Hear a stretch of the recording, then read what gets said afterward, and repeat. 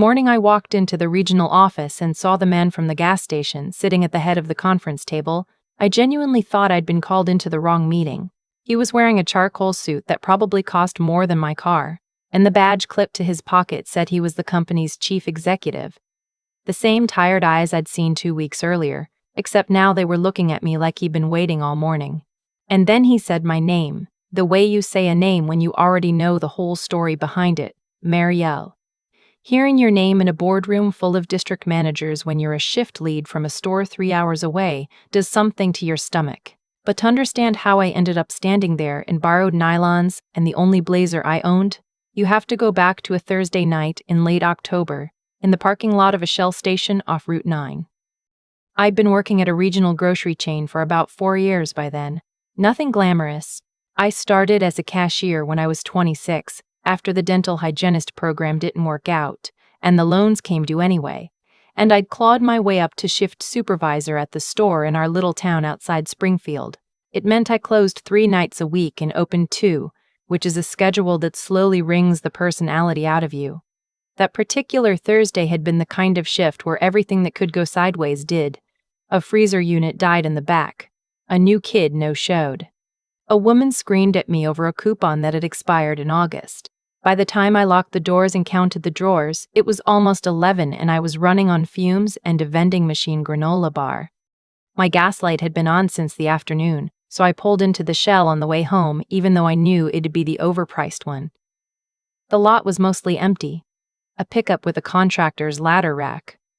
A minivan with a sleeping dog in the back. And over by Pump 4, an older man standing next to a sedan that had seen a couple of decades, holding a card out toward the little screen like he was trying to will it to work. I recognized the type before I recognized anything else about him.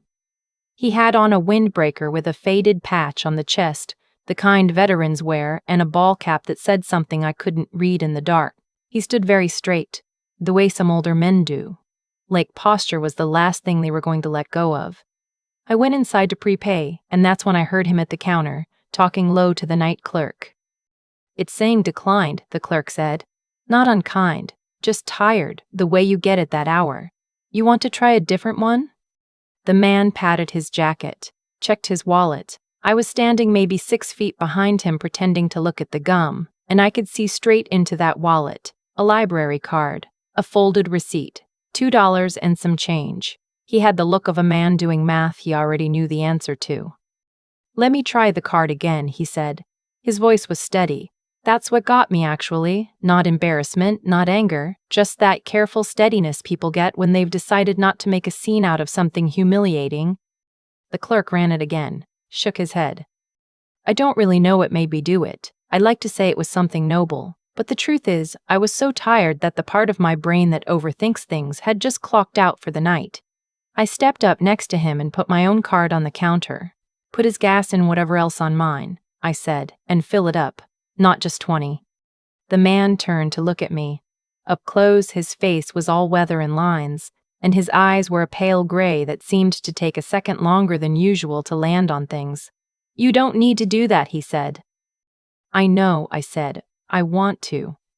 The clerk, God bless him, ran my card before either of us could turn it into a whole conversation. The man kept looking at me. "You work tonight?" he asked, nodding at the polo shirt with the store logo still on me. "Just closed up," I said. "Long one. Aren't they all?" He almost smiled at that. "You served?" he asked. "Or family?" "My brother," I said. "Marines. He's still in." I don't usually tell strangers that, but something about him made it come out easy. He nodded slow, like that explains something. "Well," he said, "thank you, and thank him for me." "It's just gas," I said. I picked up my receipt and went back out to actually pump my own, because I still hadn't done the thing I came in for. By the time I'd finished and screwed my cap back on, he'd pulled his sedan up to the pump beside me and rolled the window down. "What's your name?" he asked. "Marielle," I said. "Marielle Vance." He repeated it once, quiet, like he was filing it somewhere. "Thank you, Marielle Vance." Then he rolled the window up and pulled out onto the dark road, and I drove home thinking about whether my paycheck would survive a $40 tank of someone else's gas, And not at all about the old man. And definitely not about the fact that 2 weeks later I'd walk into a boardroom and find him sitting at the head of it. The next 2 weeks were the kind that blurred together. But there's one thing that changed in the middle of them, and his name was Garrett Hollis. He came in as the new district manager. Our store had been running under a regional supervisor who'd retired in September, and corporate had finally filled the spot, and the word came down the grapevine before the man himself ever did. The cashiers at the store one town over had worked under him before. They didn't say much. They just got quiet in a particular way when his name came up. And one of them, an older woman named Dot, who'd been ringing groceries longer than I'd been alive, said, "He's a numbers man. He doesn't see people, he sees shrinkage." I didn't know what that meant yet. I learned. Hollis was maybe 50, always in a pressed shirt with the sleeves rolled to exactly the same point on each arm, and he carried a tablet everywhere, like it was an extension of his hand. The first week, he walked our floor for 3 hours without saying a single word to anyone. Just tapping, counting, photographing the end caps. By the end of the day, he'd sent the store manager a list of 41 things that were out of standard. I want to be fair about it. Some of his stuff wasn't wrong. The dairy rotation had gotten sloppy. But there's a difference between fixing a problem and using a problem as a leash. And Hollis only ever did the second thing. He'd find one mislabeled price tag and turn it into a 40-minute meeting about integrity. He'd catch a teenager leaning on a cart during a slow hour and write it up like it was theft. He never raised his voice. That was the thing people always expect, the yelling. He didn't yell. He documented. And documentation, I come to learn, can end your job a lot quieter than yelling ever will. He noticed me in my second week of knowing him, and it started over something almost too small to describe. We'd had a delivery come in short, 2 cases of canned goods that the truck never dropped, and I'd logged it correctly, flagged it, done everything by the book. 2 days later, he called me into the manager's office, which he'd been using like it was his, even though it wasn't. And he had my inventory log pulled up on his tablet. "Marielle," he said, not looking up, "do you understand what your numbers represent?" "The short shipment, sir." I flagged it. The truck was light. I'm not asking about the shipment. I'm asking if you understand that every number you enter is a reflection of whether this store can be trusted. He set the tablet down. "There's a variance here I don't like." There was no variance. I checked it 3 times. But I could feel the shape of what he was doing the way you can feel weather changing. This wasn't about cans. It was about finding out whether I'd flinch. "I can walk you through the count, sir," I said. "That won't be necessary." He made a note. I could see him typing, and I knew it was going into a file somewhere with my name on it. "I'll be keeping an eye on this section." And he did. Over the next 10 days, my section got inspected more than any other in the store. Schedules got tighter. A vacation day I'd put in for back in September got lost, and then denied. None of it was big enough to fight. That's the genius of a man like that. He never gives you a single thing worth falling on your sword over. He just makes the water rise 1 inch at a time until you're standing on your toes wondering when you started drowning. The other supervisors saw it. One night in the break room, a guy named Ruben who ran the overnight stock crew slid a coffee across the table to me and said, "You're on his list now." "What list?" "The one where he decides you're a liability and starts building the case." Ruben had been around. He'd watched Hollis do it at his last store, apparently.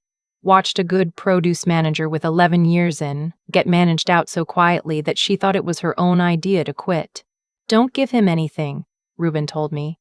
"Not one thing. Smile, say yes sir, and document everything right back." I started keeping my own notes after that. Times, dates, what was said.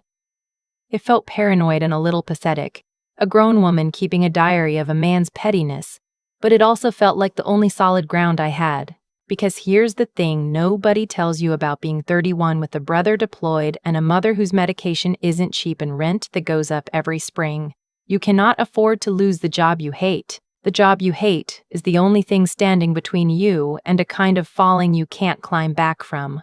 So you swallow it. You smile. You say, "Yes, sir?" Then came the Tuesday morning I got the call to report to the regional office. It came down through the store manager, who looked almost as nervous as I felt. "Corporate wants you at the regional meeting Thursday," she said. "In person." Springfield. Me? Why me? They didn't say. She wouldn't quite meet my eyes. Marielle, did something happen with Hollis? And there it was, of course. Hollis had a regional review coming up. I'd heard the rumblings. And I knew, the way you know things in your gut before your brain catches up, that I was about to be the example, the cautionary tale. The shift supervisor with the variance who got brought in front of the district leadership so a man in pressed sleeves could demonstrate his thoroughness on my back. People got walked out of meetings like that. I'd seen it happen to others. I spent 2 nights barely sleeping, running through every log I'd ever entered, every word I'd ever said to him, trying to figure out which inch of rising water was finally going to go over my head. Thursday I drove 3 hours to Springfield in the only blazer I owned, a gray one I'd bought for my brother's promotion ceremony, with a coffee stain on the inside cuff I kept folded under. The regional office was a glass building off the interstate, the kind of place where everything is quiet and carpeted and smells faintly like nothing. A woman at the front desk checked my name off a list and pointed me down a hallway. My shoes were too loud on the floor. I remember that. I remember thinking, of all the things to notice, that my shoes were too loud. I knocked on the conference room door and a voice said, "Come in," and I opened it, and there at the head of a long table sat the old man from the gas station. Except he wasn't wearing a windbreaker now. He was in that charcoal suit. And the people around the table, 8 or 9 district managers, including Garrett Hollis, with his sleeves rolled to their precise point, all went quiet and turned to look at me. And Hollis's face, I will never forget it. Hollis's face was the face of a man watching a chessboard rearrange itself into a game he didn't know he was losing. "Marielle," the old man said, "come in, sit down." I didn't move at first. My brain was 3 steps behind my body. The man gestured to an empty chair near the head of the table, not the foot, the head. And that small thing told me more than anything else that I had walked into something other than what I braced for. "I don't think we were properly introduced 2 weeks ago," he said. "Walt Caro." He let it sit for a second. "I founded this company in 1978 with 1 store and a freezer that didn't work right, much like the one I understand you've been dealing with." Somewhere down the table, somebody exhaled. I sat. I didn't trust my voice, so I just sat. "I have a habit," Walt said, "that drives my board a little crazy. Every so often I get in my old car, the one nobody recognizes, and I drive out to visit my stores without telling anybody I'm coming. No entourage, no warning. Because the report a man hands me up here," he tapped the polished table, "tells me what he wants me to know. But the way a stranger gets treated when nobody important is supposedly watching, that tells me what's actually true." "The card," I said. "It came out before I could stop it, at the station." That was real," he said, and almost smiled. "I keep a card I let run thin on purpose in an account that I let empty out. Costs me nothing and tells me everything. You'd be amazed how people behave when they think you've got nothing to offer them." He folded his hands. Most people in that station looked away. The clerk was kind enough, in the way of a tired man. And then a woman who'd just worked a 14-hour shift, who I later found out closes 3 nights a week and opens 2, who has a brother in the Marines and a mother she's caring for. That woman put her own card down and filled my tank without knowing my name or expecting to ever see me again. He looked at me. "Do you know how rare that is, at 11 o'clock at night, from someone who has every reason to be too tired to care?" I felt my face go hot. I am not a woman who cries in front of people. I dug my thumbnail into my palm and held the line. "Now." Walt's eyes moved, and they landed on Garrett Hollis, and the temperature in that room dropped about 10 degrees. "Mr. Hollis, you submitted a personnel file on this supervisor. I read it on the drive up. Variance concerns, reliability concerns. A recommendation for what you called, and I'm quoting, managed transition out of the role." Hollis's voice came out smooth. "Sir, the documentation reflects a pattern of—" "The documentation," Walt said, and he didn't raise his voice, he just changed it, the way a man does when he's done being patient, "reflects a manager who found 1 good employee and decided to bury her under paper because she logged a short shipment honestly instead of eating the loss to make his numbers look clean." He slid a folder down the table toward Hollis. "I pulled the truck manifest myself this morning. The shipment was short. She was right. Your variance doesn't exist." The folder stopped in front of Hollis. He didn't open it. I've been in this business 46 years, Walt said to the whole room now, and I have watched 100 men like you mistake control for leadership. You can manage a spreadsheet.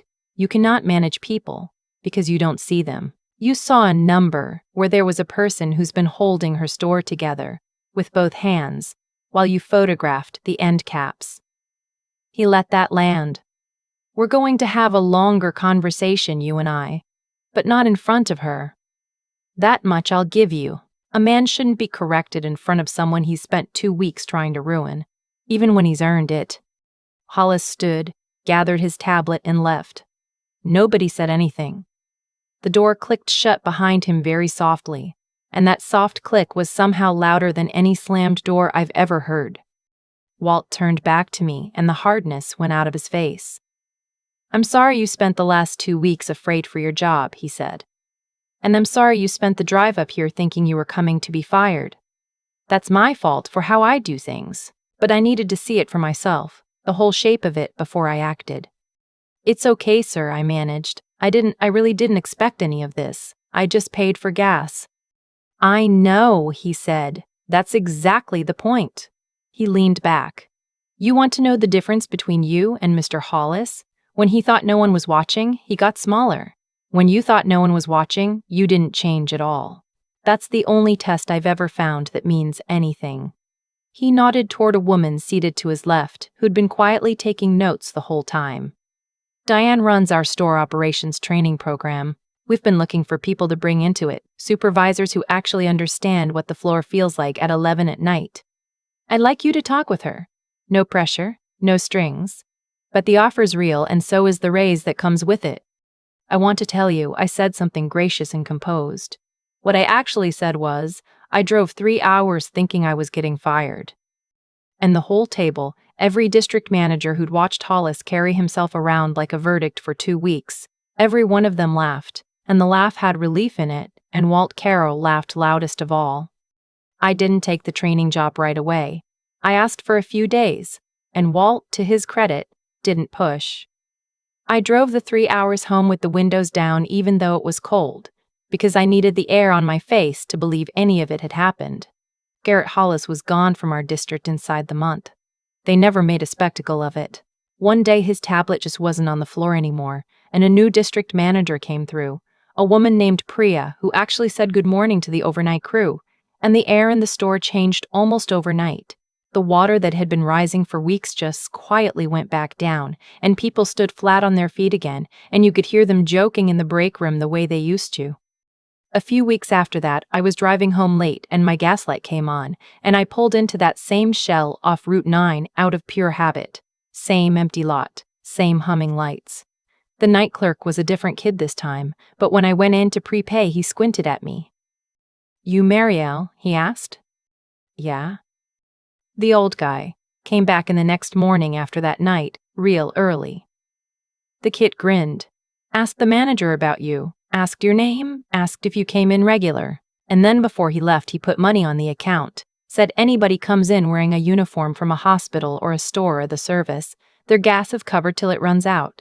Wouldn't say who he was. We figured he was just some retired guy." He shook his head. "Turns out he owns half the grocery stores in the state." I stood there at that counter for a second, in the same spot where I'd put my card down 2 weeks before everything changed.